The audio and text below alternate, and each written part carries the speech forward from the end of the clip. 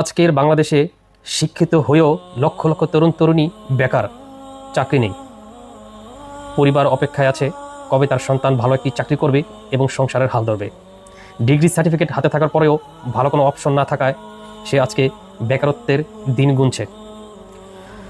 আজকে দুবাইতে যারা সফল তারাও একটা সময় আপনার মতন বেকার ছিল।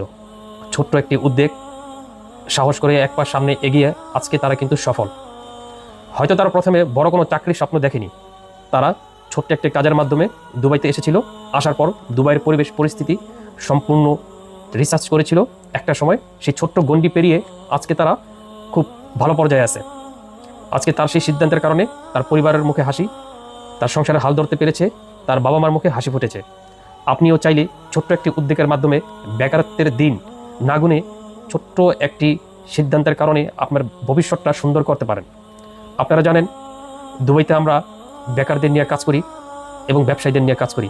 যারা চাকরির পাশাপাশি ব্যবসা করতে চায় তাদেরকে আমরা বিজনেস অ্যাক্টিভিটি সম্পূর্ণ প্রসেসিং করে দিই। বর্তমানে বাংলাদেশ আমাদের অফিসে ট্রেনিং সেন্টারে ট্রেনিং চলছে। যারা শিক্ষিত নয়, যারা কোনো কাজ জানে না, তাদেরকে কিন্তু আমরা হাতে কলমে কাজ শিখিয়ে তারপর বিদেশ নিয়ে আসতেছি।